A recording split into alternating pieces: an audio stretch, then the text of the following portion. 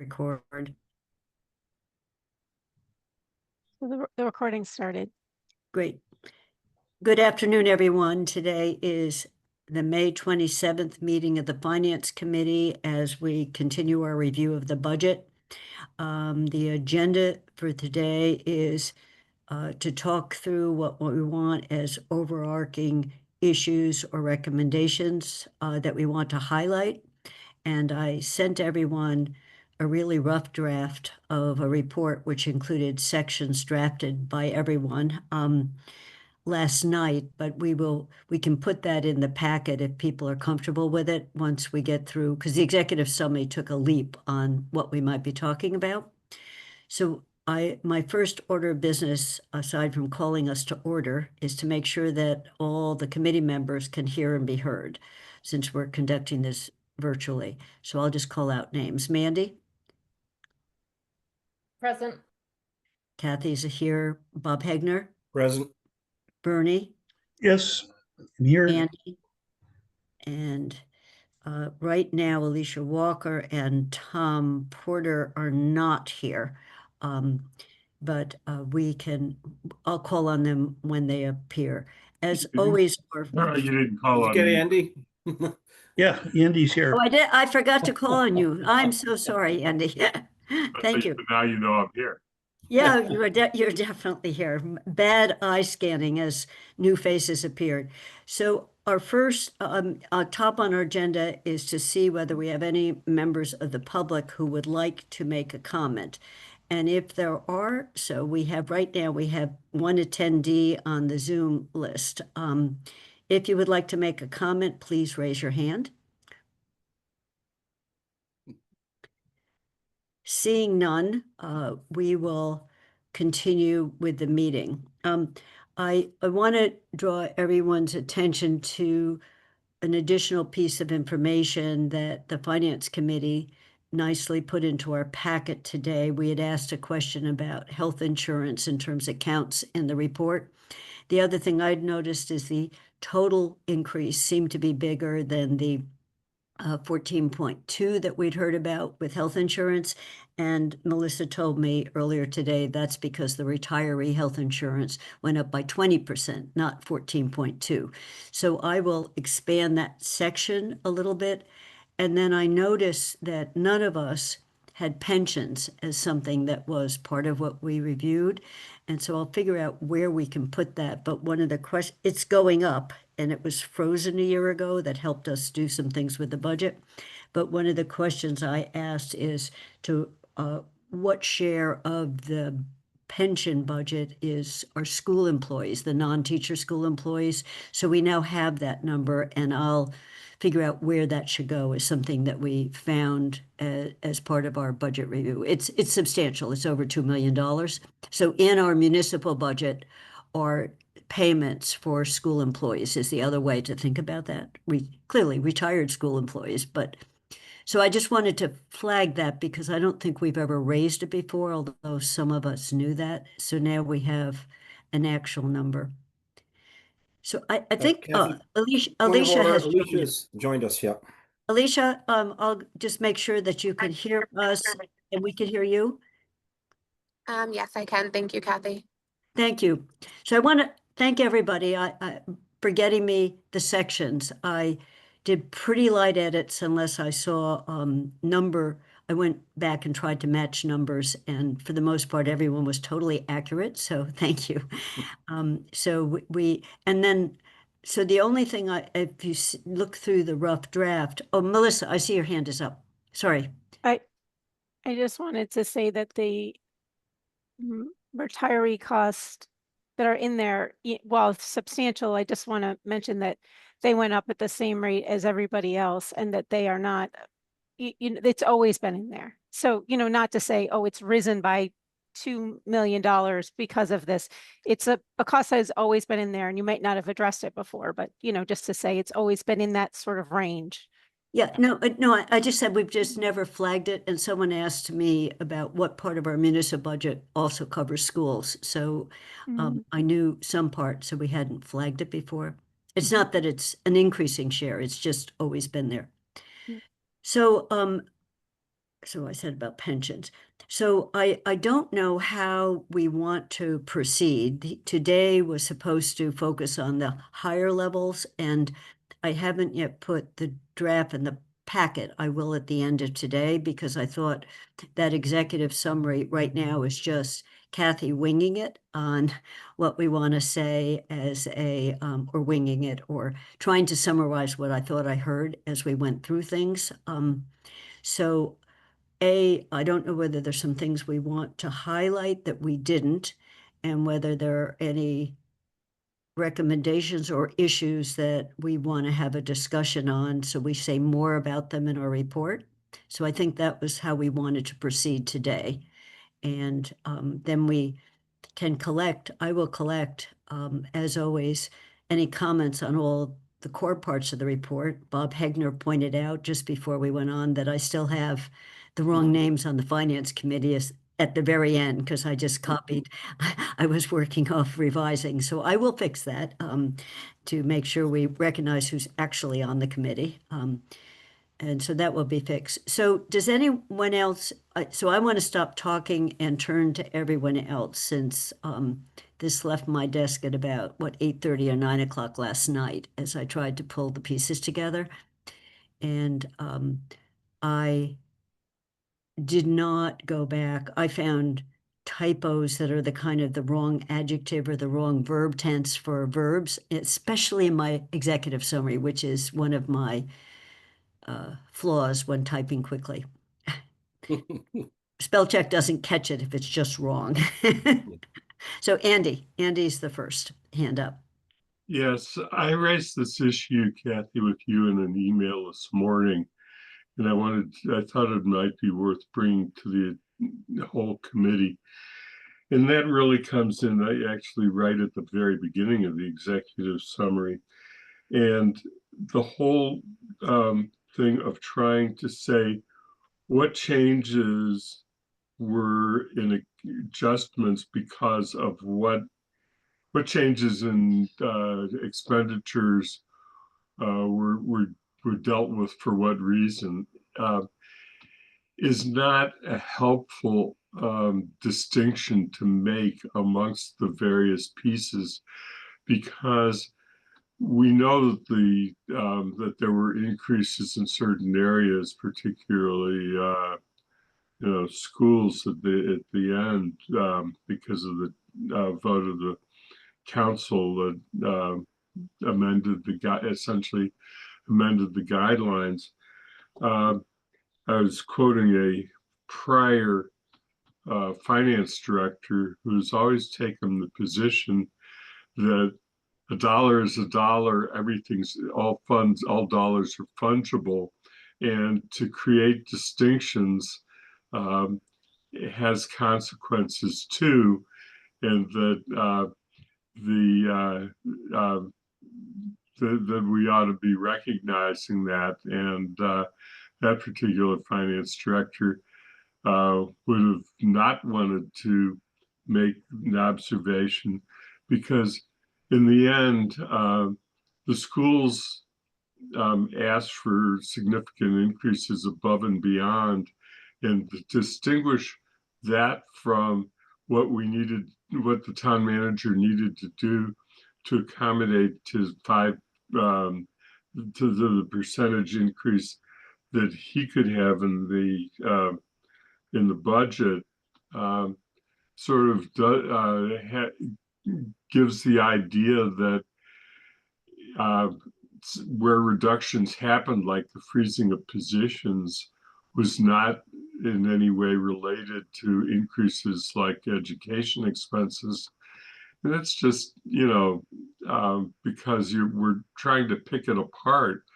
And I would be more general in saying that there were these pressures on the budget, and these adjustments as a result had to be made, and leave it at that, and not try and do the level of attribution that is represented in the executive summary. So, and just so people know, there was a back and forth. My understanding is that irrespective of the schools, take them aside, the reductions in staff that are in the municipal budget were the only way was Paul on how to stay within 4%. That was driven by wage, salary, benefits costs going back up faster. And so that with or without a change, so if the schools had stayed at 4 and we were at 4, we would have needed to do that. Now, I don't know whether that, Paul, is that an accurate statement? I don't know whether he's, I am, yes, yes. That was the way we looked at funding the schools were in two different ways, not taking from the town side of the budget. With 4%, we still had to make those personnel reductions.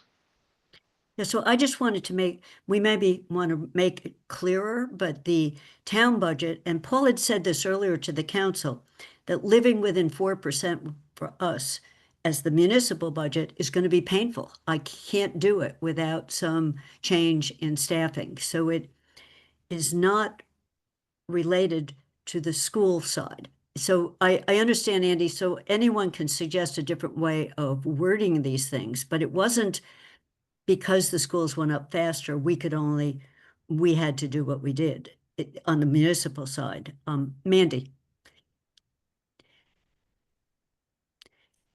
I think, yeah, I think there's some rewording that can happen in the executive summary regarding the increases above 4% to each of the school areas. It was a little wonky, and I've got a draft that rewords it a little bit. But yeah, I think the executive summary gets a little too the bullet points, and this goes to what Andy was saying, are strange to me.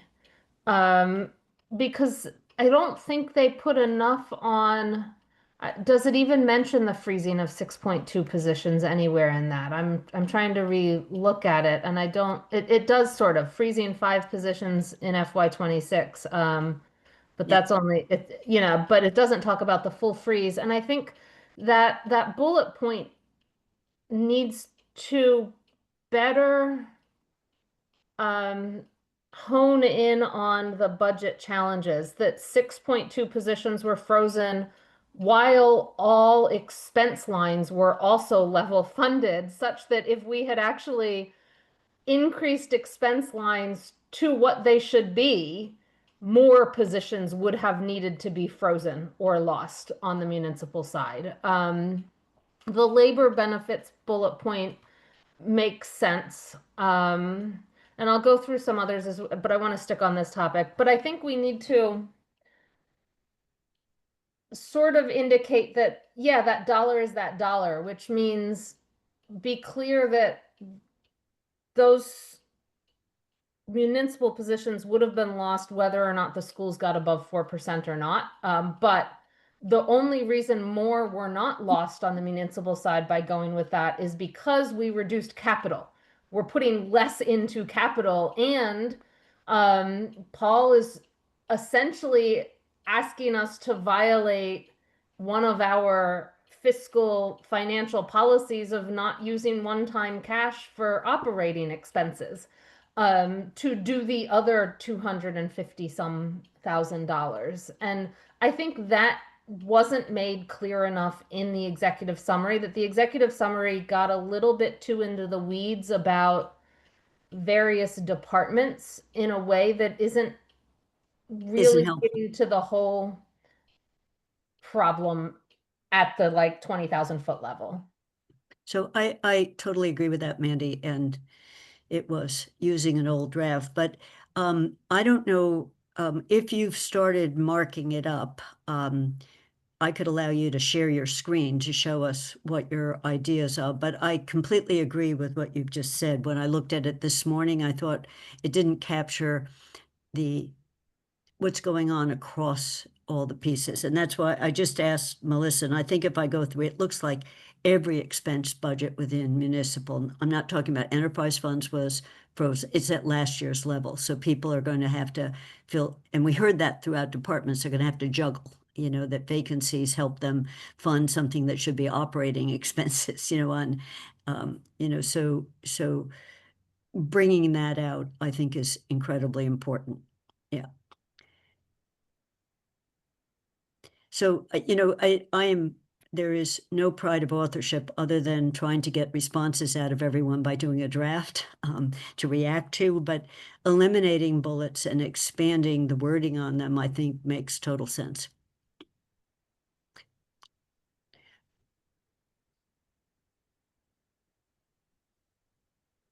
Andy. Yeah, I mean, because I think that in the end, we ended up with an agreement amongst the council that school expenses were going up for the projected year that we were trying to budget at a greater rate than than the original projections would have allowed, and that something had to happen. I think that if we don't, in the end, say that there's this totality of a budget, and the totality of the budget required reductions on the municipal side, then it creates this conception that it was really there was no consequence to the decision that was made regarding the schools. And when you put all of the dollars together, that's not right. That's not what happened. Because you have a bucket of money and you had to make changes. You had to make more reductions in the municipal side as a result. Now, you could say that some of it was capital. It was. You could say that some of it was use of reserves. It was. But there are consequences, and I just don't feel comfortable not making a clear statement about consequences. Well, I thought Mandy just did, and if she gives us the wording, she was saying we violated our policy not to use one-time funding, and we reduced capital. And I don't think of capital as just the municipal side. It's all of our capital. So it's what I was just focused on. Living within 4% on the municipal staffing side required those staffing changes or something else to change. But yes, we did two things to enable the schools to get more than 4%, and that can't continue. And trying to make that a stronger statement I think should be the goal of this rewrite. Just a really strong statement. In one section, Bernie, when looking at what was happening in the general government, you said we're skating on thin ice, in terms of the way we're staffing and funding expenditures. And, we're really stretching everybody's time and expense budget limits. So Mandy, you may, as I said, anyone who wants to take a stab at rewriting that, and if we want to do it on the screen with a group think, that's fine with me too. I think the share screen, we can enable you to share, Mandy, if you're ready. But if you're not ready, we can also wait. Yeah. So I just marked some stuff up and put my thoughts in for conversation at this meeting, but I Okay. can send you, based on that, some potential language for other things after the meeting. And so if others, same thing, I will assemble them all, and first focusing on the executive summary. And then I didn't do as good a job on general government as I should have to talk about what the finance department had to do with their one person cut and how they're juggling within that. Not enough on the flat expense lines across all departments as a general observation. And as I said, I just want to include some short thing on pensions as a piece of information somewhere. So that's in the rest of the report piece. Bernie, I'm just going to call on Bernie before Andy, since he hasn't spoken, and then I'll go back to Just Andy. really quick, I really, I really do appreciate the comments, and I think we do need to make the point that for the increases in the schools, the money had to come from somewhere. We had a limited amount. The other thing that I would perhaps mention is inflation. Because that's going to stretch the budgets, especially the budgets in the DPW, where where DPW buys stuff that's inherently expensive to begin with, and it also buys stuff that's been subject to a lot of price fluctuations and a lot of inflation. So, as an overall statement, you may want to just say in the executive summary that the town is likely to experience higher inflation than the typical family because of what the town purchases. That's all.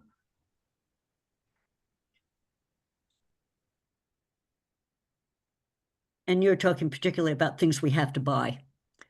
Yeah. Yeah. Yeah. I mean, it goes, everything goes up. Yeah. And the stuff that we buy is different from the stuff that a typical household buys, and subject to a lot more price pressure. Different than the price of eggs, although everyone's focused on those. So going back, Andy, then Mandy. Yeah, I think the other topic I wanted to raise is whether we should say more about future years. And I say that in part because my day, which has been committed to finance in one way or another, started with the Fiscal Policy Committee meeting of the Mass Municipal Association. And the current staff to the Fiscal Policy Committee is Dave Kaufman, who's the Chief Lobbyist and Director of Legislative Services. And his statement was pretty clear that next year's state, as hard as it is to establish this year's state budget that the legislature is currently facing as it nears the conference process, next year is going to be worse. And he talked about, in addition to other things we've been discussing, the likely effect of what Congress does with the big, beautiful bill, and how that's going to play out on state finances if the projection that the state is going to have a tough year is correct, and I have every reason to believe that it is correct. There's going to be a spin-off level down on the local level, and I think that to not say that as hard as it was to do this year, we already know from the projections that were provided in the budget that coming years are going to be worse, and it may be in fact understated because the unknown factor of what the state budget is going to be. So I think that that's a one observation out of today's Fiscal Policy Committee meeting. The other observation I made is that when we kind of exchanged views from across the state, because it really is a statewide committee, there were three of us present from Western Massachusetts. I think the feeling is pretty strong that the pressure that is on municipal budgets because of education is pretty universal. There's a feeling that the health insurance may not be as big a problem next year as it was this year, and I hope that's correct. But that the other thing that I think there was pretty universal agreement to is that municipalities across the state are sharing our problem with finding qualified municipal employees to do the work that needs to be done. And at some point, that is going to create pressure on what we offer in compensation in order to recruit and retain personnel. And if other municipalities are recognizing that problem too, and it's a statewide problem, then no municipality can escape the reality that you're competing with each other to some extent. So I took notes on that. I mean, I have the shortest imaginable statements that don't go into what you just said, Andy, but we can certainly expand on, that is not likely to be worse, it's gonna be worse. So again, if you send me written comments, then I can expand the ending. My tendency with executive summaries is to be as short as possible, but I think it needs a strong ending. Mandy?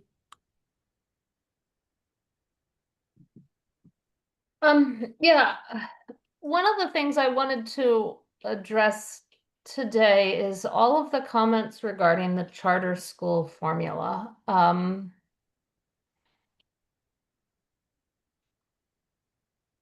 don't think we didn't talk much about the formula at all during all the meetings, so it was kind of strange to see such a large emphasis in this report on it.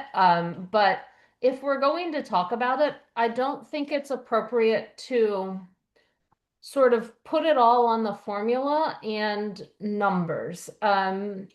So the projections for FY26 do have the region increasing by 9 students, but has the elementary school basically holding steady, a 1 student increase. Yet the elementary school, as reported in this report, is set to have an assessment $300,000 higher than this year. 1 student increase, $300,000. I don't think that these assessments should. I don't think I don't think the report should ignore the fact that these numbers are so big because our per student costs at the schools themselves are so big. At the elementary school, that 71 students and 1.6 million or whatever is $27,000 a student. I think the state average is around 20,000 or less right now. And there's nothing mentioned in this report about the effect that the high per student spending we have in our own schools directly translates to charter assessments at high levels. When you actually, and I think we should actually praise, if we want to talk about charter, praise the Comanantes program, because it started in 2020. And in that year, the first year of Comanantes, there were 95 total students from Amherst elementary schools going to charter schools. There are only 71 now. You can see a decline every year that Comanantes has moved through the elementary schools in our charter school enrollment. So I think we should also mention that the Comanantes school has lowered our charter school assessment, while the per student costs of our own programs have increased our charter school assessments. The other interesting trend with charters, next year at the middle high school level, next year is set to see a 6 student increase.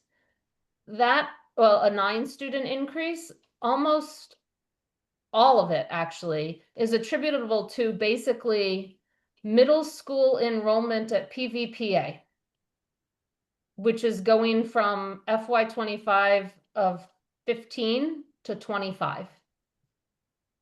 I don't know what to do with that, but we all know the middle school has had some serious problems in the last year or 2. And I think we're seeing an increase in middle school charter out due to it, when you just look at the trends. So I don't know what to do with charter schools in this report, since we didn't talk much about it, but I don't think how it's framed in this report is really a good picture of what is going on with costs for charter schools to Amherst, but also what Amherst schools are doing to minimize those costs or not. And I'm still working on how to word it, but I needed to talk about that. So Mandy, I agree, and it probably reflects that I just gave a talk today on a need to change the payment formula, but it's clearly we are paying more per student than Northampton and everybody else by a lot, because that's what our costs are.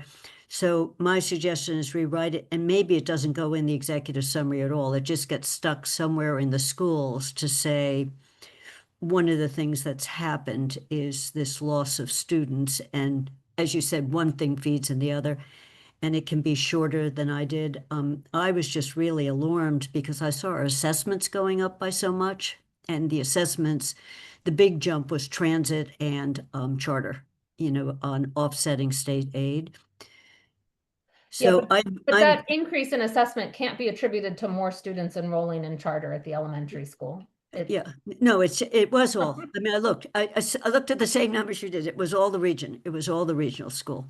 So I'm fine if everyone else is fine with her trying to figure out how to reword that and re-emphasize it, is I guess what I would say. Lower the focus on it and state it somewhat differently, because we didn't get into charter at all, and it's certainly not.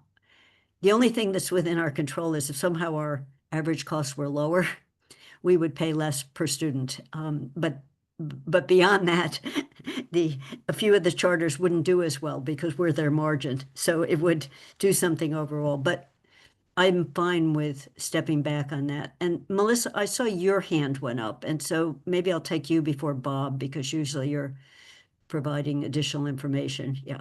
So I just wanted to react to something that Andy said regarding the health insurance. And I want to remind everyone that the majority of retirees are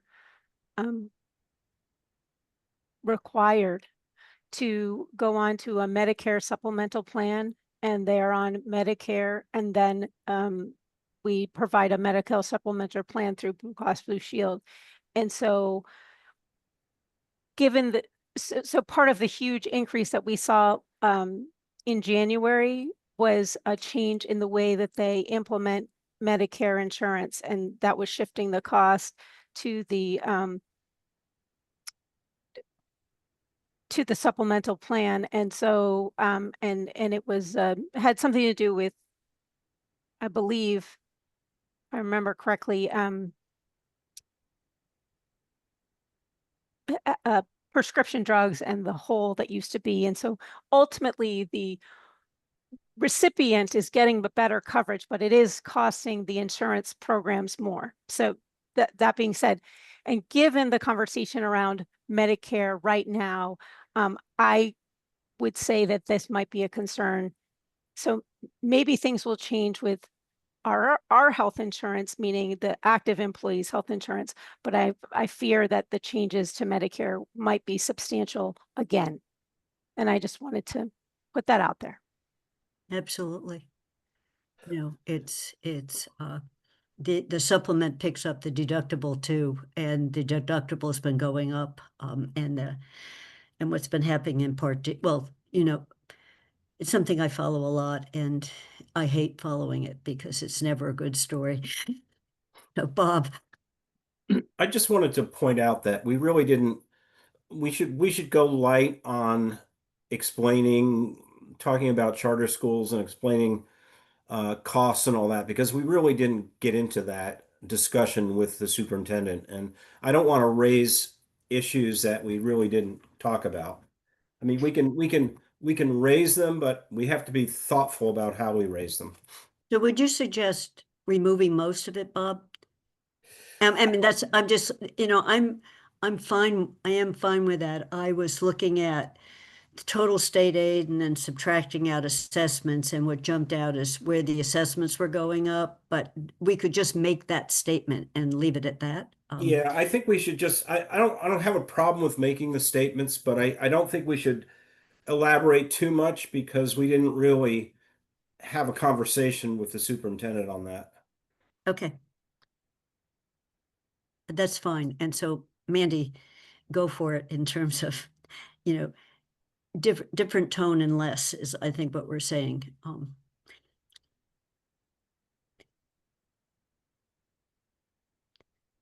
Any other, I don't, the sections of the reports, I thought they were all great based on my notes, but I didn't, other than some minor rewording, I tried not to do very much to them. and sometimes I did format.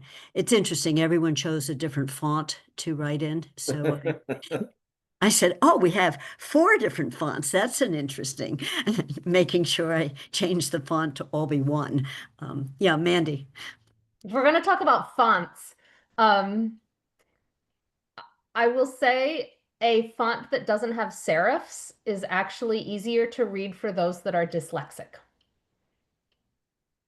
It's And one of the so, reasons I always send a non-serif font through on everything I write, because they are actually more accessible to dyslexic individuals. so you sent yours in Calibri. So Calibri, or Calibri- anything that just doesn't have serifs. Okay.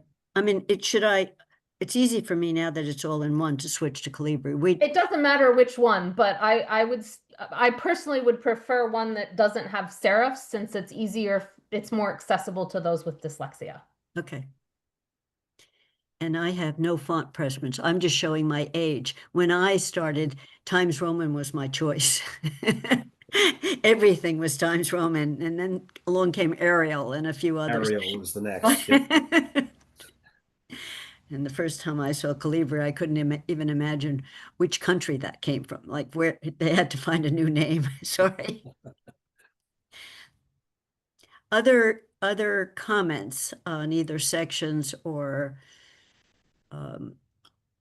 executive summary. So what I've heard is we're going to get to more big picture in the executive summary, and the combination of Mandy, Andy, maybe Bob, anyone who wants to send me markups of it, and then I'll pull it together with the idea it's big picture, not small picture, and an expanded ending that warns that next year is going to be worse. Not likely to be more challenging, but will be, for all the reasons we've stated. I also think if it's not strong enough now, that what we just did this year is not sustainable. We need to make that point really, really strongly, that we're, absent a big chunk of money come into the town, we can't keep giving one part of our whole big a lot more than our revenues are coming in on. We can't do it. So I see Bob and then Mandy. Yeah, my comments are more on the in the report itself rather than the executive summary. So if Mandy Jo, if you've got more comments on the executive summary, I'll defer to you.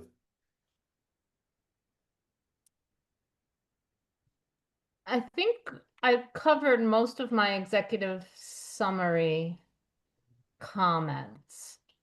I think so. So I think I'm back into the main section 2's report parts now. So Bob can So go first. I had two areas where I thought we should highlight a little bit more. One is I think the budget that was presented by the schools for the elementary schools was incomplete and had errors in it, or omissions in it. And I think we should just mention that it was, you say something like it was difficult for us to figure out what was going on. Well, it was difficult for us to figure out what was going on because it wasn't complete. It wasn't up to date. So I don't want to belabor that point, because it's the superintendent's first time through this whole process, and I can see that things were, she's drinking from a fire hose.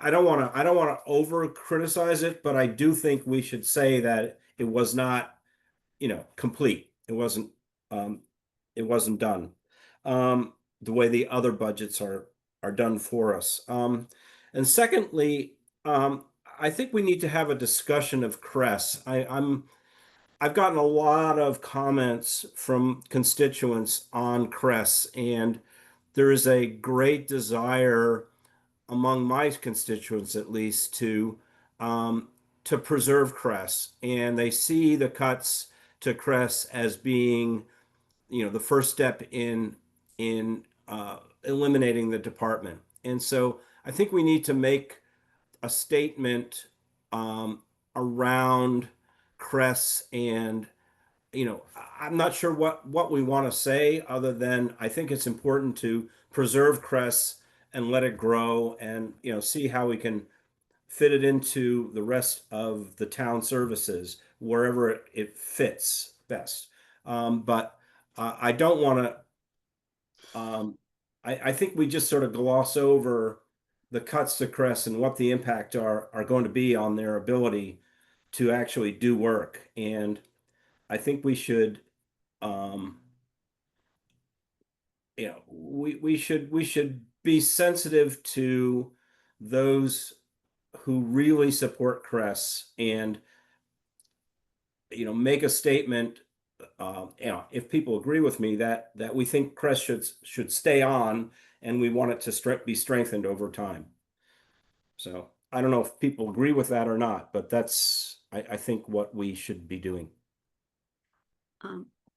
Does anyone want to respond? If not, I can respond. I see Mandy, Bernie, Andy, Alicia.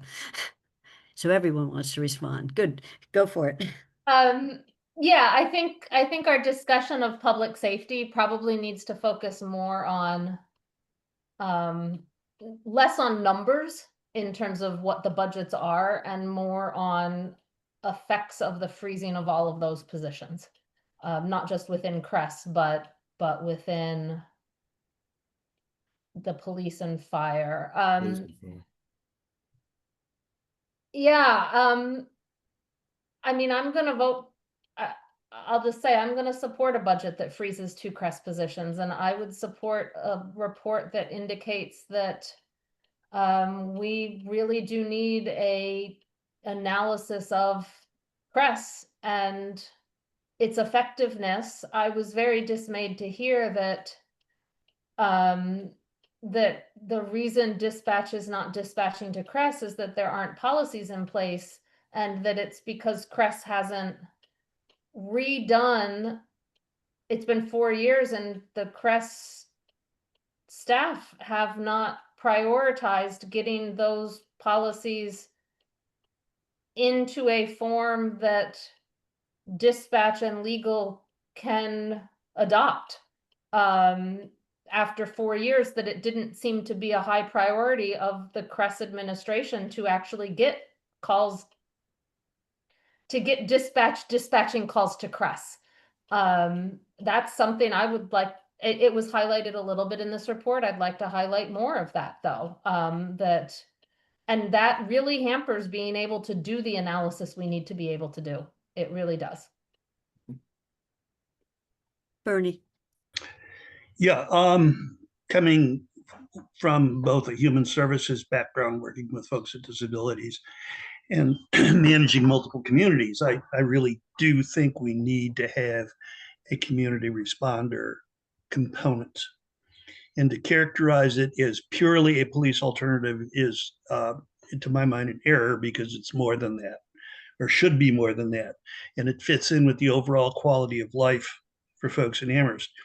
And we go and we focus on quality of education, but we forget about the other quality of life aspects that are provided by the town. Public safety is part of it. One of the original formations for communities was to ensure public safety, safety of persons and property. And we've not moved. We can't move away from that. So I went back and I reread the Northampton report, which I find is much more thorough and much more explanatory and much more compelling than what was produced here. And I think my experience is that there's a need for community responders. We got a good response from our veterans agent about how Crest was helpful to him, has been helpful to him continuing, and in rehoming a homeless vet and other aspects. We got Paul sent around a statement from our public health director, senior center director, about what it's been doing. I think we need to take a step back, take a good hard look at what it can and should be doing. I think the point about not having a policy around dispatch is another critical feature. So I will support a budget that supports the basically eliminates 2 Crest positions, with the idea that it's going to be restudied and restaffed as future funding allows. I think we built it too fast and with too limited perspective. So there's room for it to grow. I want to keep it. I think it's helpful. And, but I will support what's in the budget. Andy, Yeah, I'll try and limit to what I'm going to say. This was a really difficult section to write for the very reasons that we're talking about. I tried really hard to do as much as I could to focus on staff reductions across 3 departments, even though they're labeled as freezes, given what we're saying about future year budgets. How long are they freezes, and how long is that going to go on is really something that we're going to have to grapple with. The other thing was to distinguish what is unique about each department and how they work together, and then all of the CREST pieces. And so what can I say? I regret that I took that section, but I did. The other thing about, I think that when I reflected on the meeting and listened to large parts of the meeting, the last meeting, again, there were a lot of very good points, and I'm glad Alicia's hand is up too, because the first part was sort of, did it shift mission? And the original mission was that it was an alternative public response, an alternative to police for people who are affected by police response for the variety of reasons that I think the CSWG explained pretty well. I don't think that we can lose sight of that. On the other hand, I think that the comment that was made about social service aspects of it and why that is in fact needed and valuable. And that seems to be where the mission was, in the direction is going a little bit, because without the dispatch element being resolved, that's really, in order to be a productive use of time, that's where they went, and it is valuable, but it's valuable in a different way. So I'll leave it at that, and I'll be very anxious to hear, Alicia, what your comments are. Alicia. Thank you, Kathy. Thank you, Andy. I unfortunately do have to leave this meeting shortly, so I will keep my comments brief. But I did want to just mention supporting Bob's original suggestion. I think if there were time between when we have to get our recommendation to the council to have a more thorough discussion on CREST, I think that could be helpful.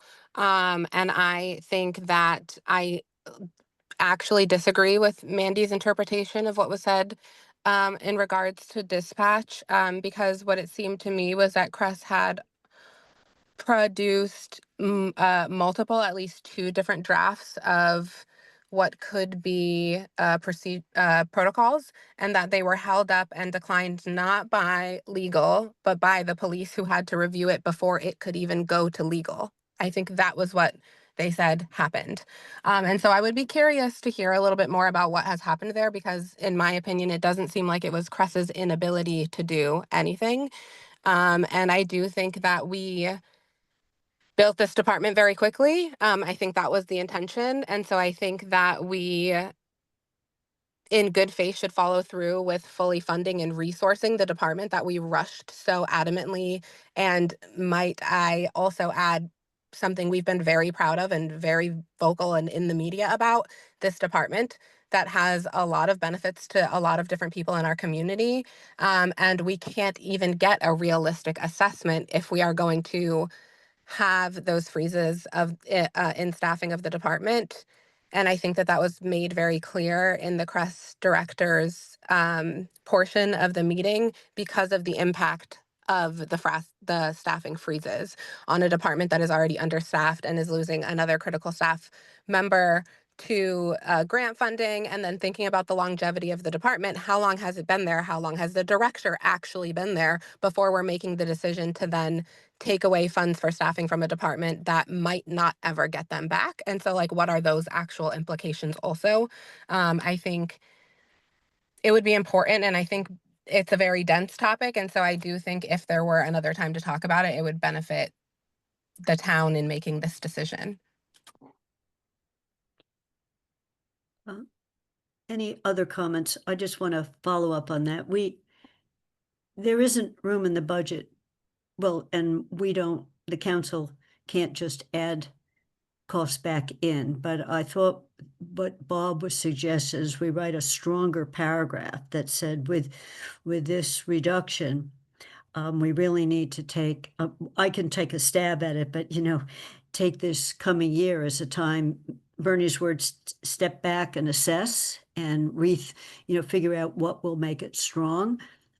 If we want to keep it going, assuming we want to keep it going, and so it's the tone of what we write that I think that will matter. And Alicia, we have a report that is due. So for the time being, these two positions are helping finance the entire municipal budget between the wages and insurance. And the other thing is they were vacancies. So they also have been generating, when I look at where the free cash surpluses have come from, it's because there have been vacancies in this department and there's been insurance that hasn't been paid. So there's been some need to rethink it for the last couple years based on holding on to people. So maybe we can write it in a way that, invest the time on, making sure the protocols do get through and stepping back and assessing, looking at what Northampton is doing, looking at a couple other communities. Do we need to rethink some of what the original structure was envisioned as, and just leave it as that? I mean, we don't know enough to suggest what needs to be done. We just know that if you take two people out and if they lose the implementation director, and I think that person has handed in her resignation. So even if we did get another grant, I'm not sure we have her anymore, the person with the longevity, but I don't know her well enough to have had a conversation directly with her.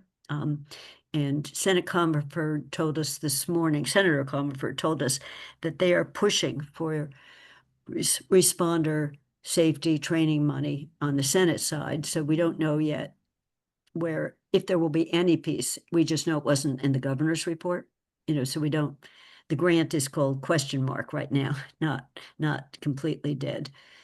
So Andy, I'm looking for, I can take a stab at writing what I just heard, and then we figure out where it goes. Does it go in the body of the public safety report? Or as you saw in the executive summary, I just did a yellow highlight, CRESS, with a question mark. Do we say anything at the very beginning? And so that again is, what do we want to do as a group?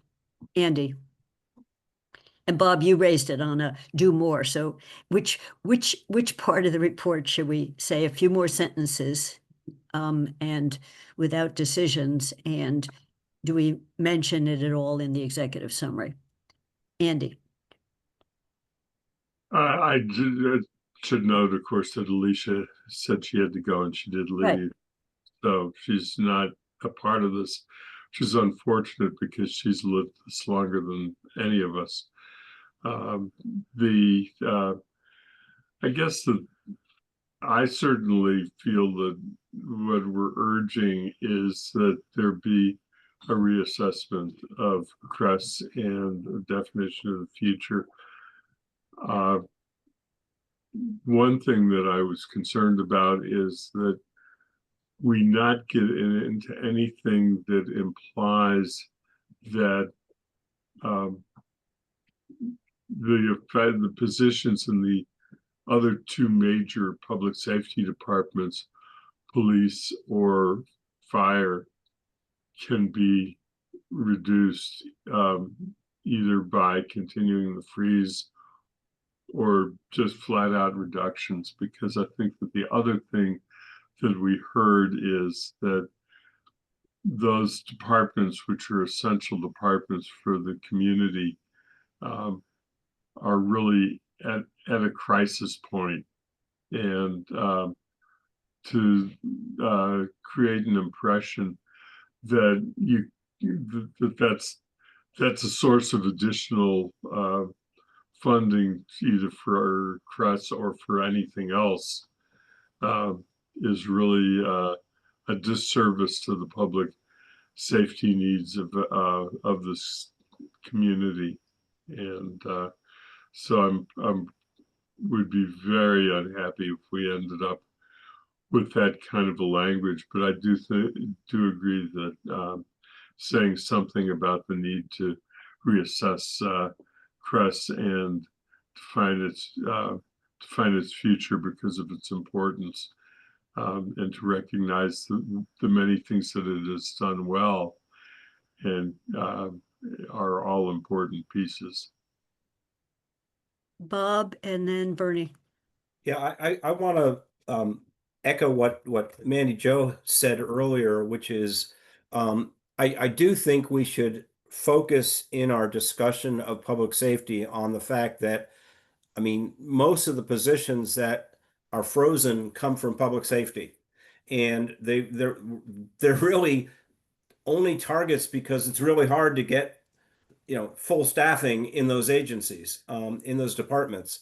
It's hard to find people that are willing to do the work and be a police officer or be a firefighter or be a CRESS responder.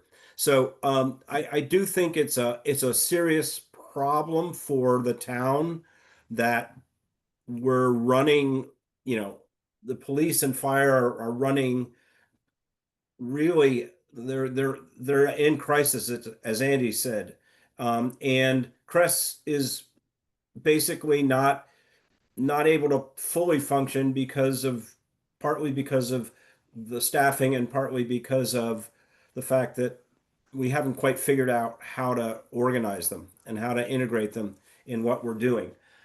So I do think that we need to point out to the council that these departments are in trouble, and we better figure out how to help them and how to get more staffing. And I mean, help them get staffing.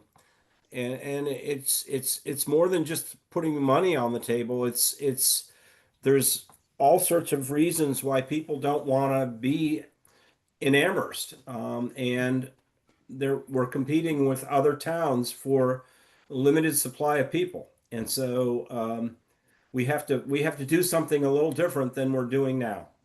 I'm not sure what it is, but we definitely need to do something different. Bernie. The difficulty in finding police officers, finding firefighters is nothing new. It's been going on for years and it's getting worse. And it has a lot to do, I think, with the trials and tribulations and stresses of the job, how compensation for that, and how people are viewed, what's being said about people. And that as well goes, that actually goes for the folks who work at CRESS as well, because I tend to hear criticism of, well, what are those CRESS people doing? Well, they're doing some valuable stuff, but maybe people don't quite understand it. And I think what we have to do, and I think Bob's right, and Andy's right, we have to put this in the context of there's a problem with our public safety spending to begin with. Right-sizing those departments, all of them, and funding them to the point where we can begin to attract people and hold people. That's going to be an ongoing challenge, and it's something that will have to be met. And I'm not sure how you do it. I frankly, I have no good idea. But what we shouldn't do is frame CRESS as we're going to fund CRESS by downsizing the other departments. that's right now the other departments are overworked, and in part because they're being asked to do stuff that really isn't appropriate for police work or an EMT. So, you know, what the idea behind community responders is developing the right response for public issues, social issues, things that happen in the community that in turn frees up your police officers and your EMTs to do the job that they're supposed to do in the first place. We have a bad habit of doing that. You know, when you have a problem pop up, you look around for somebody you can assign it to, as opposed to saying, well, maybe we need to do something different this time. And across the country, people have decided that they need to do something different. And the grandfather of all this is out in Eugene, Oregon, Cahoots. And I would point out that Cahoots is funded through the Eugene police budget and services 146,000 people for less money than what was proposed in the original CRESS document way back when. So we need to do some work. We need to do some study. We need to assert that having community response that can community responders that can address those issues where it's really inappropriate for a police officer, really inappropriate for an EMT, or who can address issues in conjunction with, like they do in Eugene, Oregon, with EMTs and police, and try to move it in that direction. I think if we continue to frame CRESS as you know, purely an alternative to the police, and should only be funded by reductions in public safety and other public safety departments, we're not going to get anywhere with folks, and we're certainly not going to have a functioning community response program. So I'll get off a soapbox. No, Thank so you. I've recorded various people's strong statements. What I don't have is a volunteer to give me a paragraph. Do you want me to try to create something? So first I want to see, of the remaining people here, 1, 2, 3, 4, 5 of us, is there anyone who wants to question the 2-position freeze? I mean, that will be something we have to say in the, you know, and we may have to take a vote on it. And it sounds to me like the answer will be there is one person who wants to challenge that. And we can figure out how we do this on Thursday.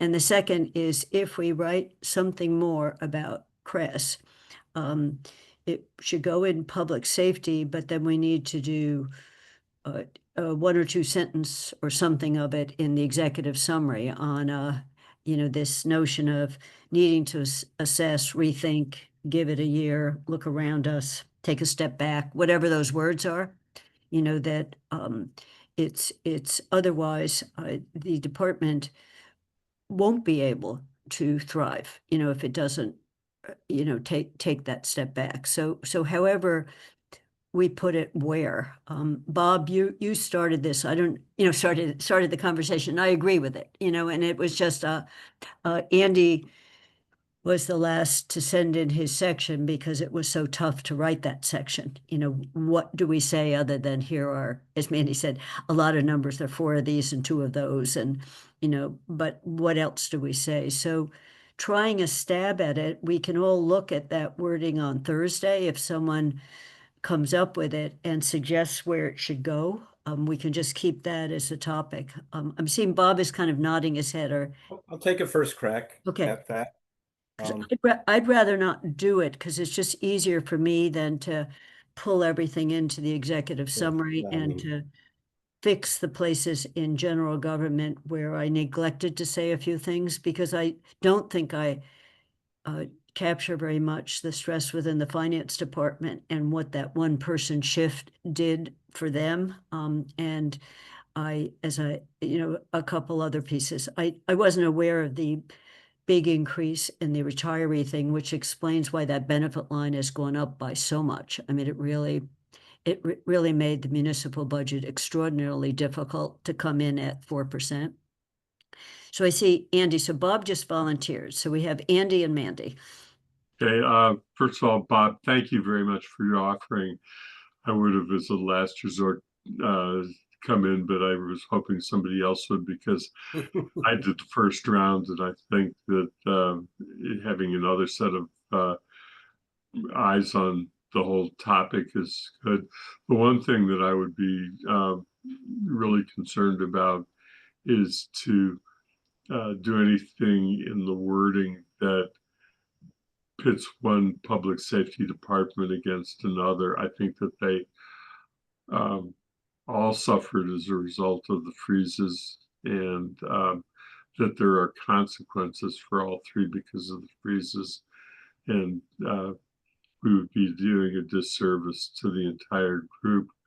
And of course, the other thing that I think we all want to do is have a holistic view of the entire topic and of public safety, not just what individuals departments do, but how they work together. And the last comment I'll make is just a reminder that I think we all know about anyway, and that is that the Northampton Department is under health and not public safety. But, you know, just on that, Andy, we could call this anything we want. We just need it to work. I mean, I know, but you know, so they put it under public health and they're doing social services, you know, I mean, they're doing not exactly the same. So I agree. We chose here and it made sense. So, Mandy. I don't have comments on this. If we're ready to move on, I have another item I'd like to talk about.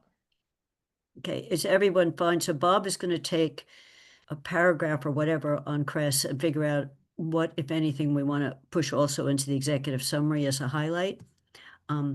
Mandy. So we haven't really talked about the 1% free cash use to, as quote, bridge funding for the elementary school budget. And I would like to talk about that. As Bob mentioned earlier in this meeting, there was some frustration with the finance committee regarding the information provided on the school budgets and not just within the budget document, but at the meetings itself. And I went back and added up all those. I guess I'm wondering whether bridge funding is necessary, wise at all. Which is why I wanted to talk about it. One thing I did was added up all of those departments, separate departments that had over 10% of increase in their payroll numbers, in the payroll lines that were never explained adequately. Because what was explained when I went back to try and find those decreases, you could not find those decreases that they said would offset the increases in them. It accounts for almost $500,000 above a 10% increase in those payroll lines. That if the payroll lines were held to 10% increase, the budget would be almost $500,000 lower. And that's not counting the near $270,000 for payroll numbers in the budget book that technically are listed as not having any FTEs at all, yet have payroll lines. Again, something that was not asked for, not adequately explained as to why there are payroll numbers for positions that in theory don't exist. Because there's a zero in the FTE. I don't know whether the FTE number was not carried over by accident or what, but the bridge funding is $270,000. And the answers we got about, is it truly bridge funding, concerned me, because the answers we got didn't really say, yes, we will consider it bridge funding, or yes, we know that there are $270,000 in expenses in this FY26 budget that will not be needed in FY27 because of the consolidation of schools. And that makes it hard for me to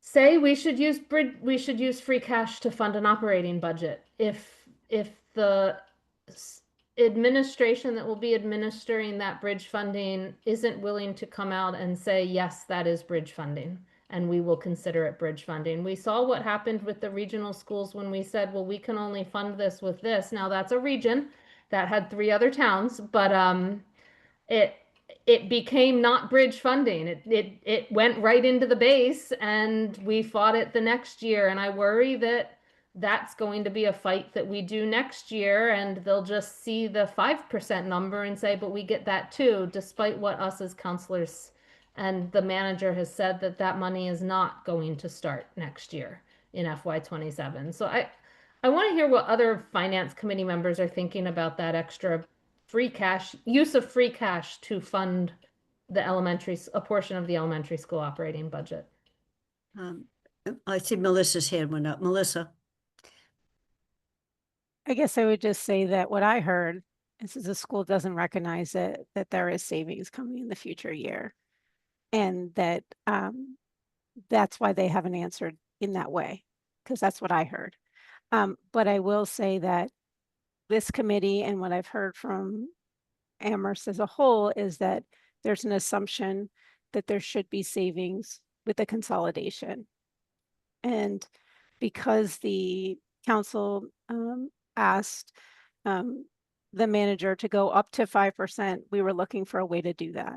And we did that as bridge money because there was an assumption that there is additional costs in this year as a transition year that there wouldn't be in next year.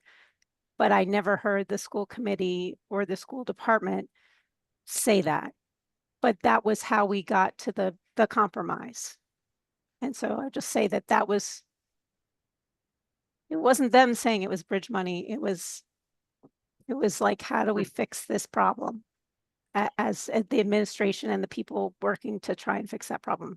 So Yeah, no, I just, no, Melissa? thank you, Melissa. So I think the question Mandy has put before us is, do we endorse this policy? And then I'd put as the first part, if we question it, if we endorse it, we need to do it with a much stronger statement on that we don't have enough information to justify it.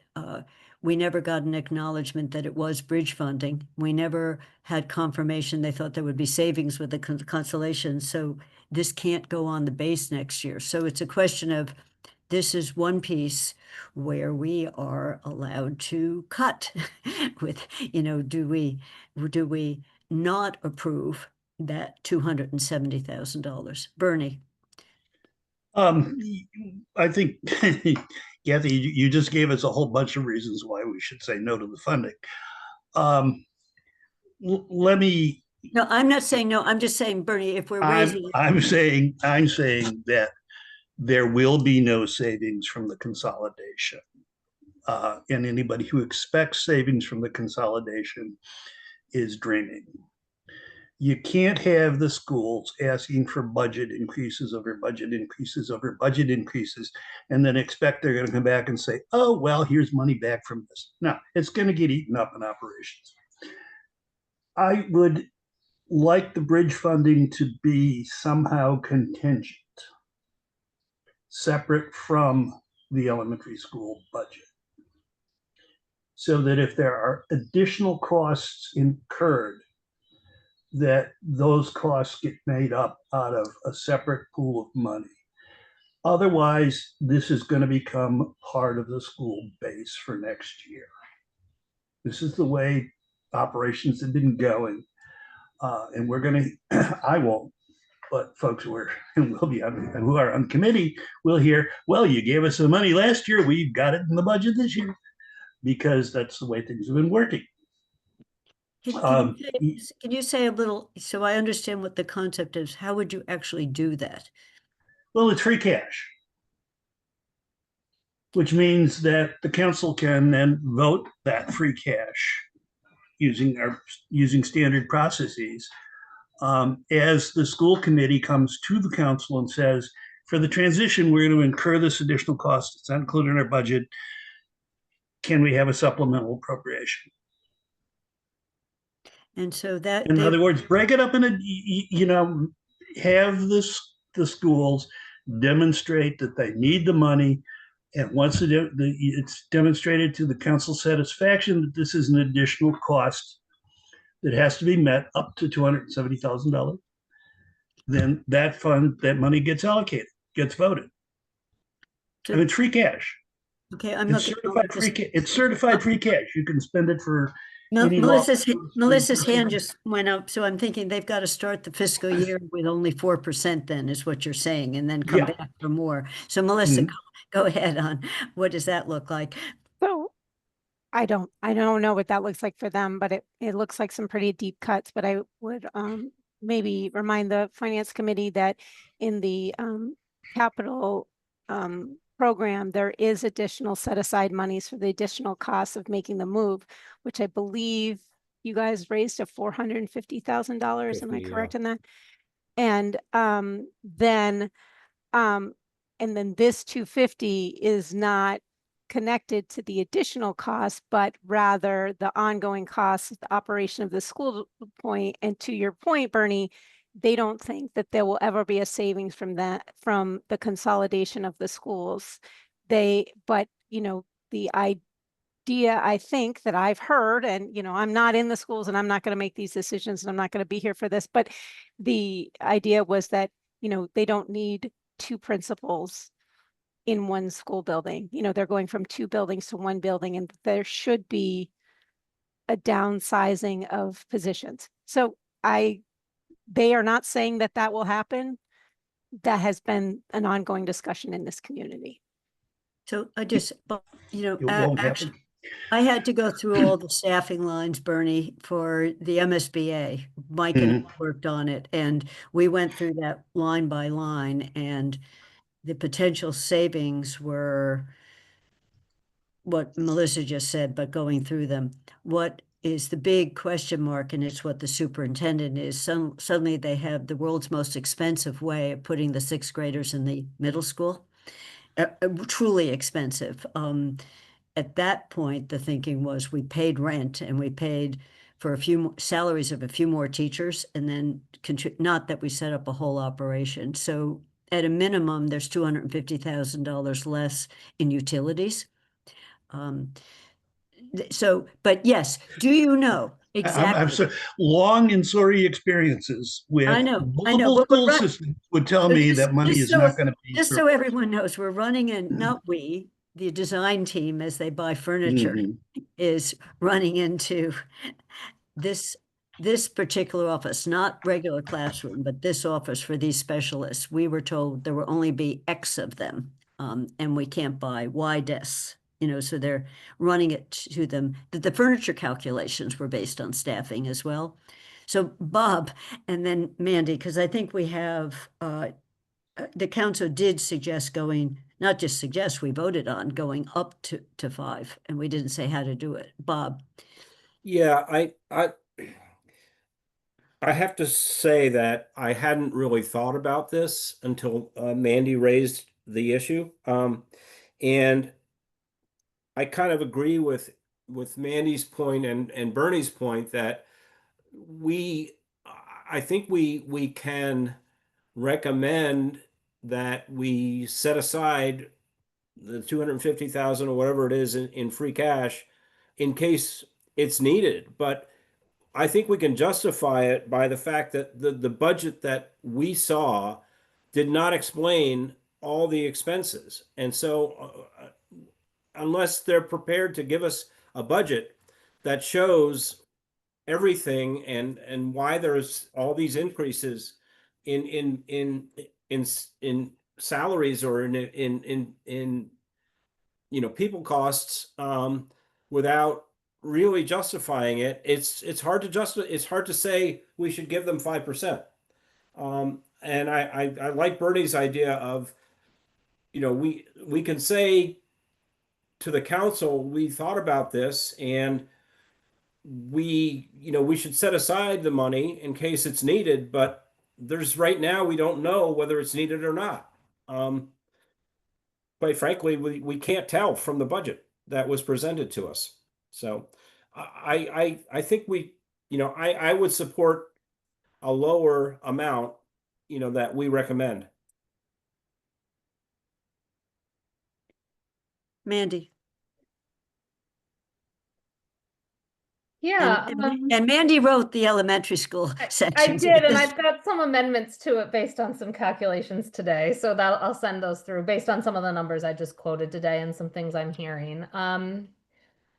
Yeah, I've always been concerned about the free cash because of our past experience with the elementary schools and the use of free cash and other one-time funds that then aren't considered as 1 year only expenditures. I think if I'm hearing Bernie's suggestion appropriately and looking at the sort of order descriptions on the page, it would be amending probably Council Order 2604 to remove $269,704,000 from the other financing sources section of whatever that financial order looks like. That order always has a raise and appropriate along with various other parts to it. And that would be reducing the free cash, that free cash, removing it from there. And then I think basically what Bernie was saying was then just put an indication out there that if there are further one-time expenses that are not capital expenses, because there is a capital allocation for capital expenditures, but there couldn't potentially be one-time expenses that are not capital expenses that are not within any particular budget right now, that could truly be seen as bridge funding, that then we recommend that they ask Paul to provide us with a supplemental appropriation through free cash up to that amount for that. I think I could endorse that. It's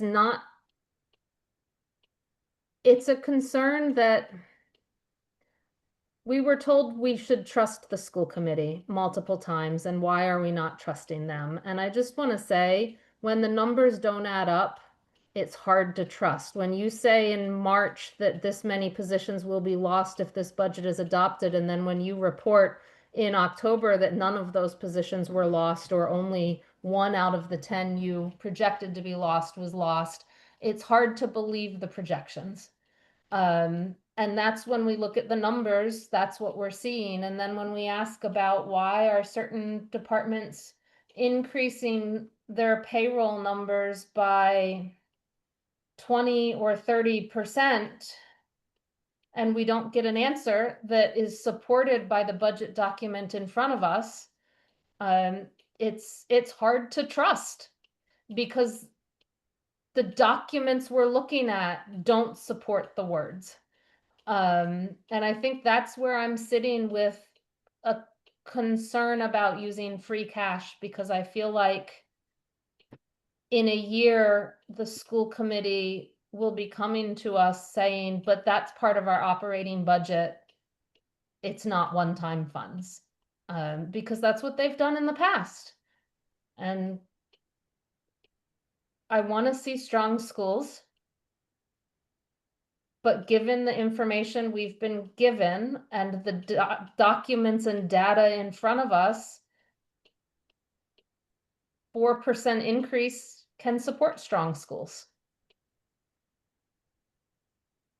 So if we went in this direction, so I'm not sure how I would vote on. So we have 2 possible motions, is what I'm hearing, and we would have to explain if we chose the motion that says subtract this and put it in an account called elementary school as needed, whatever the wording on that is, to make that number clearer as opposed to buried. If we did, we are fracturing the council's relationship with the school committee. That's my best word for it. So the 5% compared to the 6% they asked for went through without a lot of comments. It wasn't like we can't possibly do it. They got some new numbers on what the staff changes would be with that. But again, as Mandy said, never with, oh, where do you come up with these where do the numbers come from? So this would be the finance committee, if we go in that direction, being a big surprise both to the council and to the public. So that's just my caveat on it, that people should really think about it. And if we go that route, we need something more in your write-up of it, the elementary school, Mandy. And I don't know whether people saw, I just punted on regional. I said, see our report, since regional, and I didn't put anything in on regional since we already reported on it. It's over there and done. Bernie.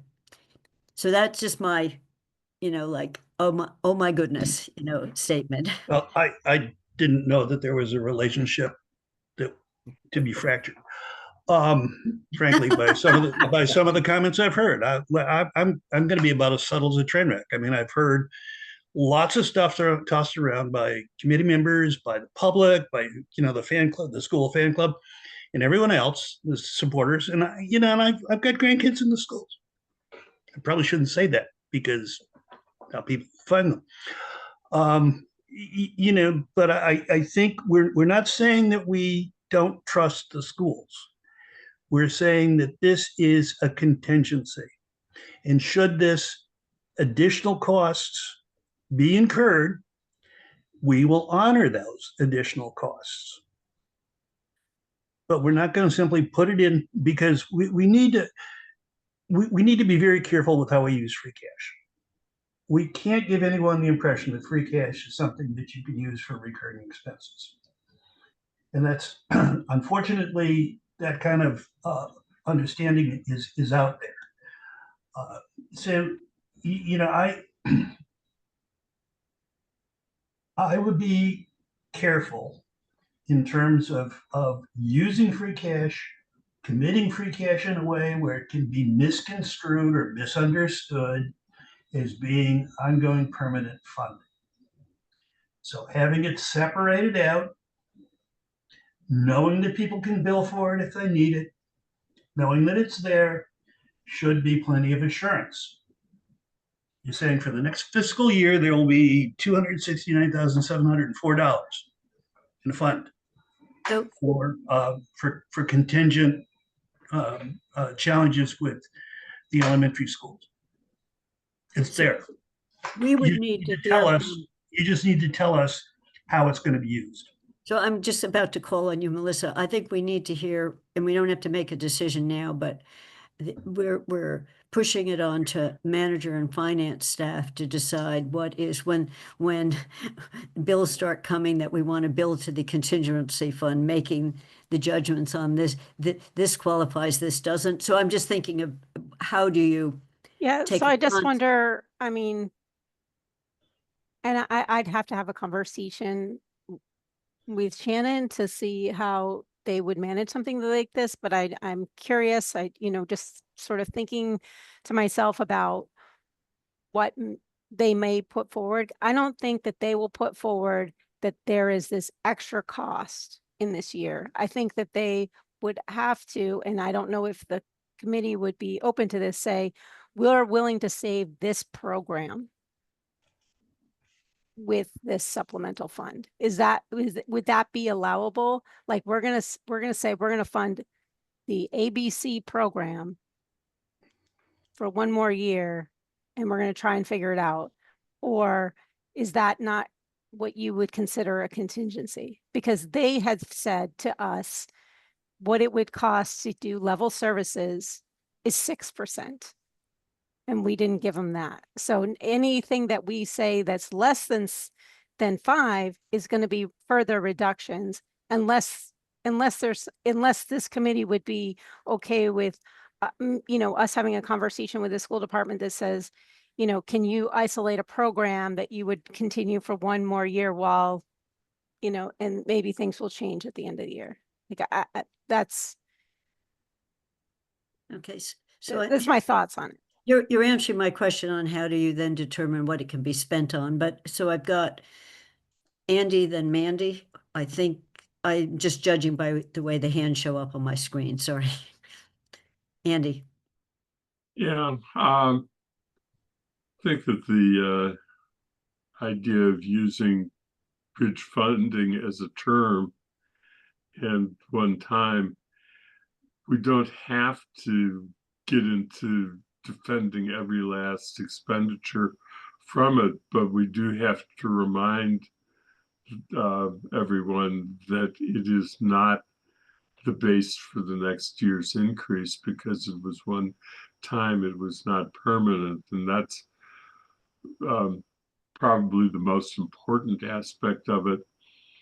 In the old finance committee that exists, that worked with town meeting, we had discussions about when it's appropriate to use reserves, and it was always around things that were clearly one time, either because there was a grant starting up and you could assume that the grant would become sustaining in future years.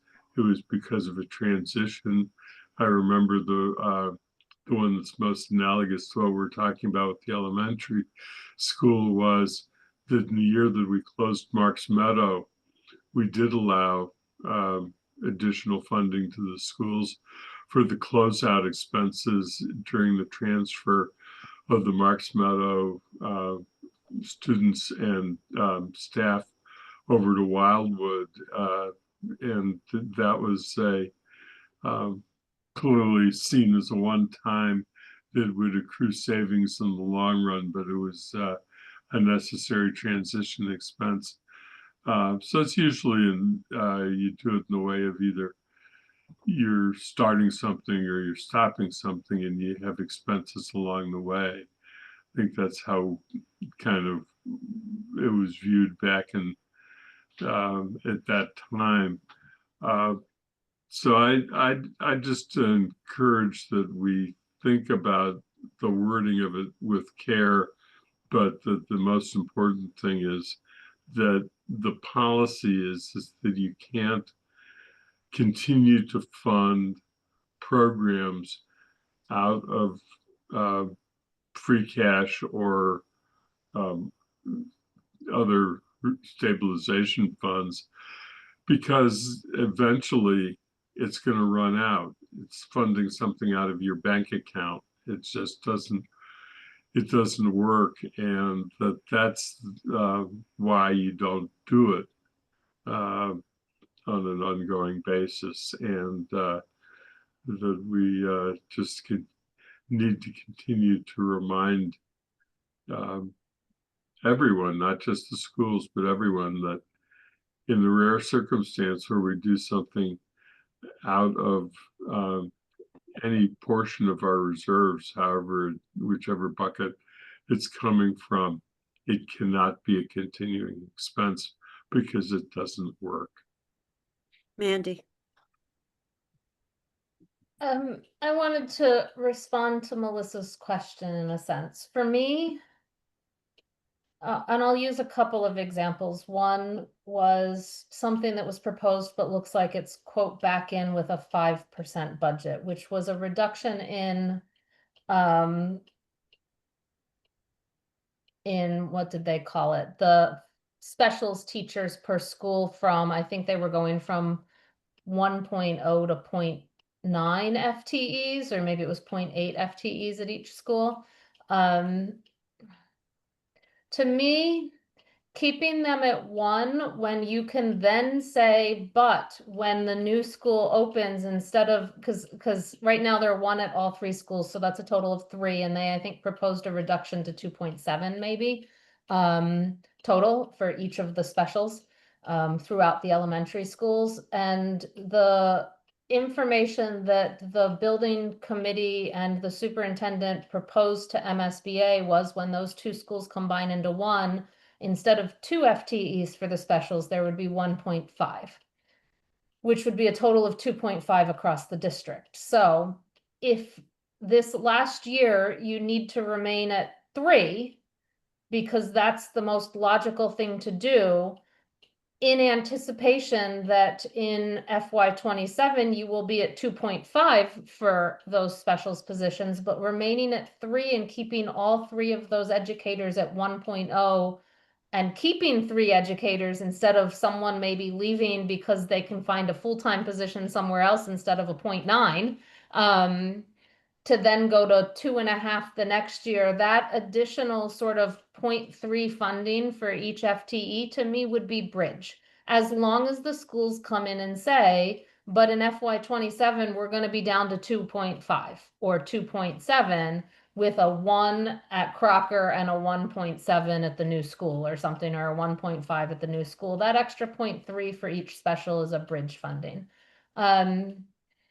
Another example of bridge funding to me would be, I think Kathy, or maybe it was Melissa stated this, well, we have 2 principals at Fort River and Wildwood right now, but the new school might only need, and we have 2 assistant principals. So we have 2 FTE principals and 2 FTE assistant principals. Well, maybe the new school only needs 1 FTE principal and 2 FTE assistant principals. I think that's what was actually proposed at the beginning of this process, in that staffing document that Kathy referred to.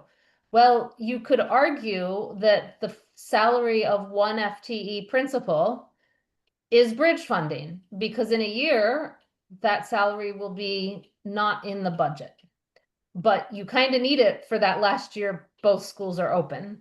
That's the type of analysis I was hoping, and comments I was hoping we would get in our conversation with the superintendent regarding bridge funding, regarding potential savings when 2 schools go into 1, and it's the kind of information that was not provided.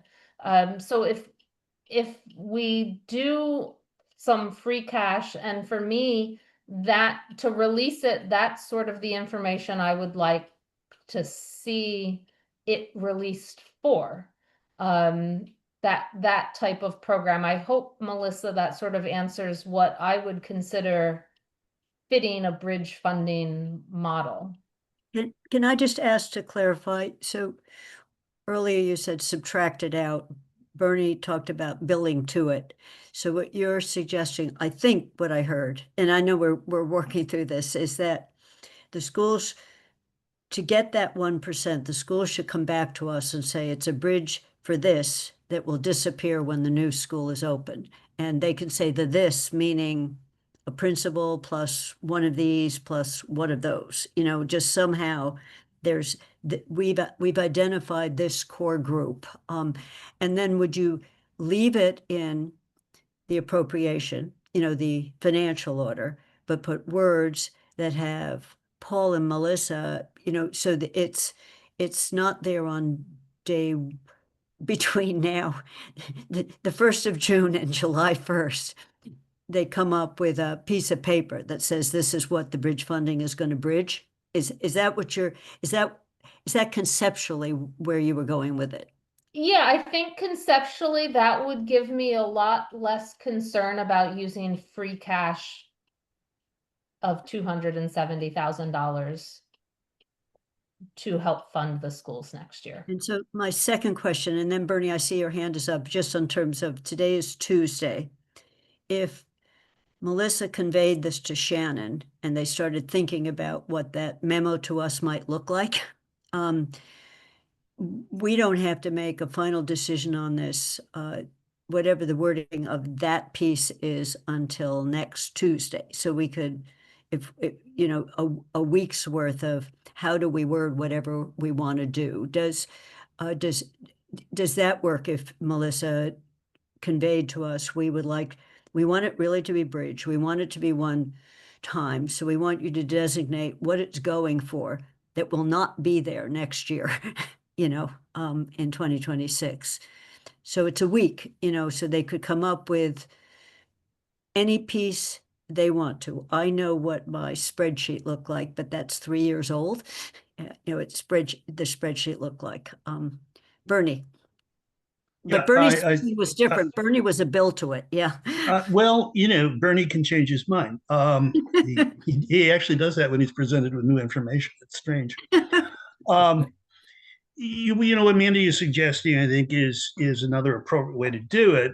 I think for my purposes, to quote the Gipper, trust but verify. For my purposes, or what I think would be a fair way to do it, is to make it explicit, whether it's in the whether we get documents from the school committee saying this is what we're going to use the bridge funding for, and it won't be in our budget next year. Or, and if there's some way to write the funding order that makes it clear that a certain portion of this is from free cash and cannot and should not be represented as being added to the base. So is Paul and Melissa, is it possible to write something that makes that statement? I'm sorry, I'm honestly not sure. The way you're writing it almost seems like you don't want, like, as soon as you put it into the general fund, that you don't have that kind of control. So that's just being said. If it's voted and it goes to the general fund of the school committee gets to do whatever they want. Those are their rules. You have your rules, they have their rules, right? So there's that. So it sounds like what you're saying is that you want to award them a grant. Well, the But money. I don't even know if we can do that. But you know what I mean? In my mind, I'm just trying to work it through in my head here. That's true. That once the school committee gets a chunk of money, they can spend it for any lawful purpose. That's a given. My point, and I think Mandy's point, is we want them to understand that, well, they can take this 269,000 and change and spend it for any lawful purpose in FY26. It isn't there in FY27. So you're just asking for an active response from them that you maybe didn't get last year when the one-time money was awarded. Well, The one-time money is for X, Y, and Z, Mm-hmm. and an acknowledgement of that outside of their base. We need to have some kind of assurance. And again, I won't face this problem other than as a taxpayer. We need to have some kind of assurance that over time, people understand that this was a one-time only kind of funding and that they cannot include it in the base, which is not to say that they can't ask for more money, which they will do anyway. Everybody will ask for more money because that's how I've never in 40 years of doing budgets for public stuff, I've never had somebody come in and say, I need less money. So just so it's explicit and clear that this isn't going to repeat itself. As we have not permanently increased your base. This is a temporary chunk of change. So I don't know whether they can. I'll talk to Shannon. I'll see what we can figure out by next week, right? I think Bernie, to have that, we need some kind of memo or official document back saying we acknowledge this as one time, and then what Mandy was saying, and potentially this is what it'll be used for because these costs will no longer be in our budget next year. Just something that says we had nothing like that with the regional. Absolutely, we had nothing. We just gave them the money. We were in a, Sure. and so it. I'm not a lawyer, but in my mind, it's a non-binding memo, but at least it is an expression of good faith that they're taking this money with the understanding that they're not going to, this is not part of the base. They're starting at the 4% base. So Mandy, I'm trying to think of, we'll ask Shannon whether they can give us something more explicit on this is what we would use it. This is where it would go. And we can see that would be one-time support and or something that totally acknowledges that we're already working on a budget that doesn't have that money in it or something. So I'm just looking for what we want to say and how we want to say it. Mandy. Yeah, I mean, I guess that's what in some sense disappointed me most about our conversation with the superintendent on this budget this past month was I didn't hear any of that. I didn't hear, yes, we consider that bridge funding and we will not base our base on it next year. I didn't hear any of that. And that given what happened with the regional school budget this year, that really concerns me because I want to help the schools, but I want us all to be on the same page, and we weren't all on the same page last year when we funded with one-time money, and I just want to make sure we're all on the same page this year, and I didn't get it during the conversation that the finance committee had with the superintendent. So some sort of acknowledgement that they are on the same page with us on this $270,000 that would come from free cash, which is one-time money, would alleviate a lot of my concerns about how this budget has been proposed to the council. You know, Mandy, I think if we re-listen to the tape of that 2 hours where we didn't get a lot of information, the questions we sent in advance didn't explicitly ask that. You know, we were looking for it, you know, on the manager's budget has one-time money, you know, how do you propose to spend it? Or do you acknowledge that? But yes, she said 2 or 3 times there's not going to be any savings, you know, so this notion that that we certainly Kathy was under the impression that we were reducing some redundancies that were mainly there, Bernie, because we're at so much less than capacity of the 2 elementary schools that we've got. One person told me a class her child was in, I don't know which school years, it really had 10 kids in it because 4 of the kids that listed on the roster were never there. They were special needs kids that were just never in the classroom, you know, and so they had terrific relationship with their teacher because it had gotten so small as a class. And then some of the specialists, there aren't enough kids, but we need to have the specialists and they may be able to take more. So that was the thinking when we went through the staff lines. Not classroom teachers as much. So Mandy, so we're looking for something more from them that raises, and then we need to write in the executive summary a stronger statement of this is intended as only one-time money, and we need the schools to acknowledge that it is just a bridge. It's not going to be there next year. So we need to say that more explicitly. Yeah, so I just want to correct that I did ask that question. Oh, to you the did? Okay. superintendent. In the written questions, there was a question that said the manager's budget proposes a 5% increase from the FY25 budget for the FY26 ASD budget, but with 1/5 of that increase using free cash and described as bridge funding. This free cash bridge funding is $269,704. What operating expenses will this funding be used for that will not be needed in FY27? Okay, so I take it back. You asked a very precise question, and we certainly didn't get an answer to that one. Right. So I'm hearing 2 things. We are rewriting the whole executive summary or a lot of it to change the emphasis, not so much micro and more macro, making a strong statement at the ending about next year's going to be worse. And expanding a piece, Bob will do a draft on CRES, and focusing on this one-time money as bridge money, and we need assurance that the schools understand that it's one-time money and that they have a plan of what will go away. So somewhere in the write-up, so Mandy, you were already doing some rewriting of the executive summary. I do have time tomorrow, but I would really appreciate other people marking up that executive summary so we can look at a new version, a new version of it, if possible. So today I'm just conscious of the time. It's 10:04. And then if you send me, I can easily incorporate any edits on any of the sections, including fixing who's on the committee at the end of the report. So,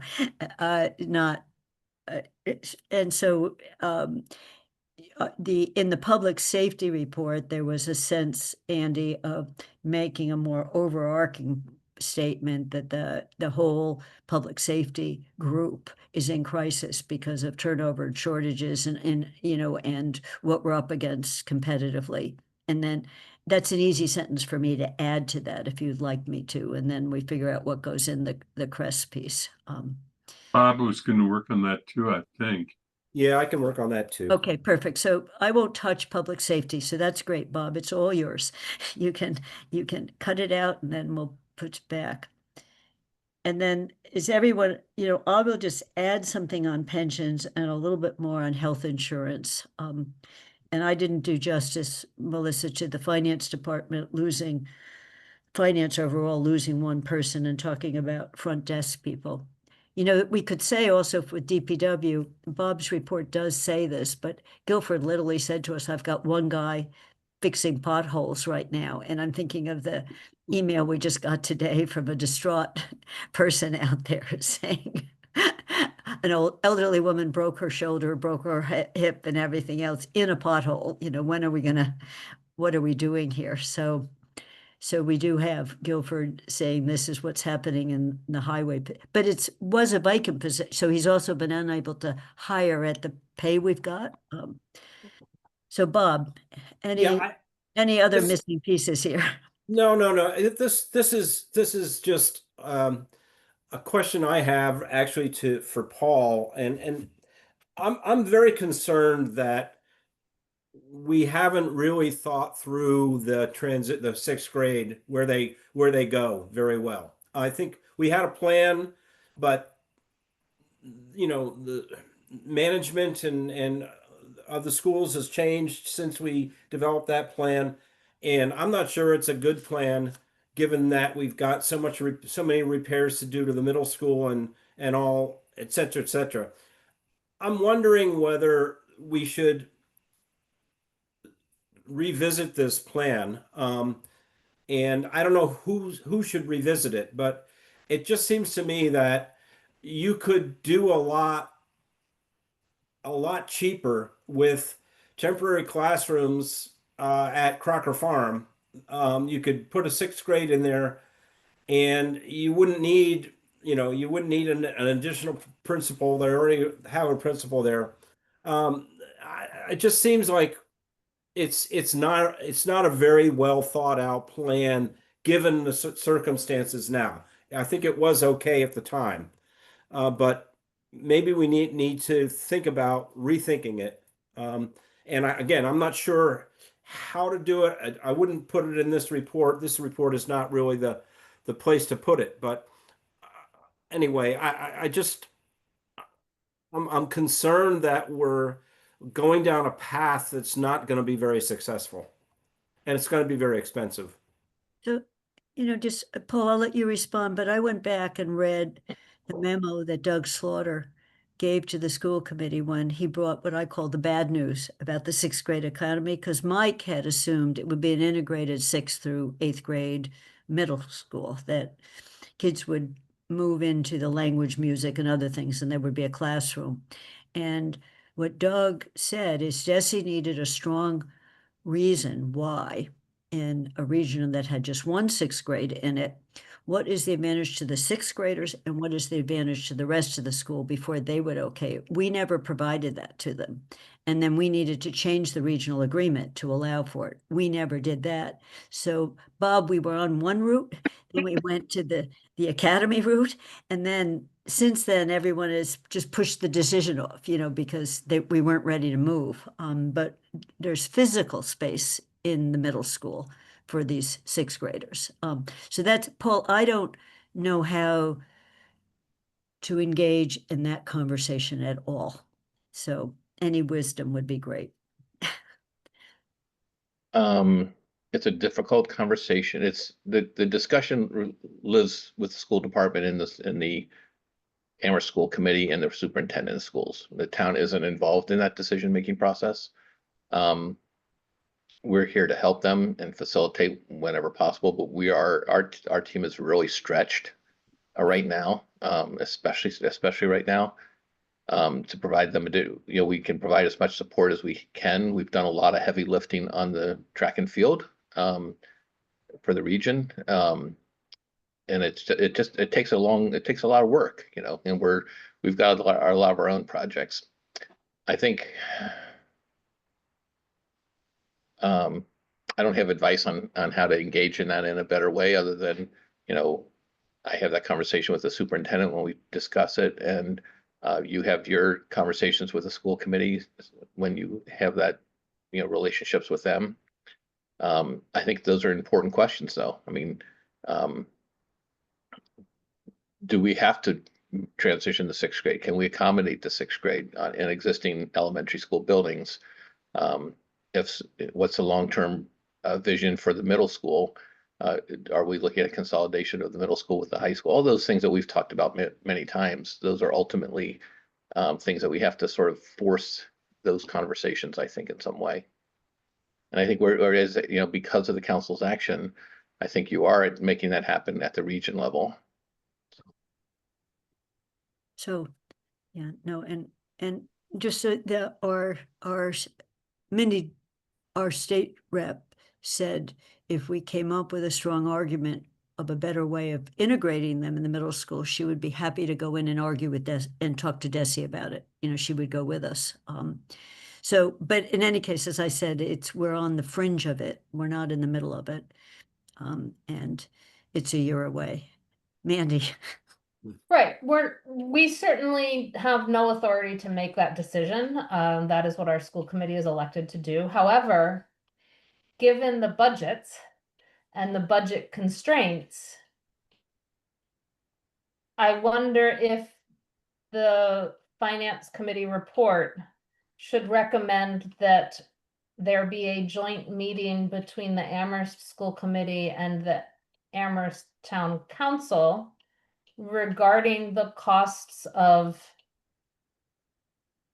the sixth grade as currently planned, and whether that is fundable within our budget constraints. Somehow should we recommend basically a joint meeting to discuss costs at the elementary school, because we have to fit that budget we have to make the decisions on what budgets are fundable and that give and take between a elementary school budget, a regional school budget, a municipal budget, given everything that's so hard. Maybe what we need to do is recommend a conversation with the Amherst School Committee about our concerns regarding the costs of the path they're going down, and whether we actually have the ability to fund that path or not. And maybe that's how we do that. So we'll figure, I don't know exactly where it is a stretch in this document, but we can figure out how to weave it in. You have to mention it in the education thing, that as yet there didn't, other than hearing it's going to be expensive, we didn't hear what the plan is. And I think she would answer, we don't have a plan yet. I think there's a subcommittee of the school committee looking at this, but so we mentioned so what I just heard is somehow we mentioned the sixth grade has to be taken in the context of this broader budget discussion on what's the budget look like in FY27. Yeah. Okay. Well, we are now at 2 minutes of 4. So at least my draft provoked intense discussion, which is what it was meant to do. And thank you all for being ready. I did not put the draft in the packet yet. So what I'll do is I might put the sections with executive summary to come at the end of the day. I'll just fix a few typos in that ending, get the team right. So it's available for the public to see. We've talked about some substantive changes, so I'll make it draft all over. If that is, I felt like it shouldn't go in the public since it was Kathy's first draft. A tired Kathy, but anyway. So no other, and by the way, I didn't share it with Paul and Melissa either. I just shipped it off last night, figuring very few people on Memorial Day wanted to get a document that's as long as that document is. So that's it. It's 4 o'clock, and just Paul and Melissa, one thing I noted, and when we can talk about this at a June Finance Committee meeting, I went back to the old Finance Committee report before the council and saw the wealth of information they had in it and some of the budget. And I find our budget book doesn't always have the information I'm looking for. So I thought just maybe a focus session on ideas for the next year's budget book. So some of it was detail on the school, but some of it was detail on the municipal side. So just, and I'm talking more about tables, not necessarily words. So that's it, just on a having to search for information. So lo and behold, by the way, there were 3 pages at the end of it, which allocated health insurance to every department. You know, just showed what the it just did, it quietly did it at the very end to show you with a roll-up cost. So if we're done for today, I make a motion to adjourn. Second. And I will put it to a vote. Mandy? Aye. Kathy's a yes. Bob? Aye. Andy? Aye. Bernie? Yes. Okay, we are adjourned, and thank you, finance team. Thank you, Paul, for bearing with us as you hear us review a document you haven't seen. So thank you very much. We're Thank adjourned. you, Kathy, for doing that, Yeah. for putting Really. it together. Yeah, Thank you. that's very much appreciated. There's lots of hard work there. It did provoke a discussion. You're Good. welcome. Thank you.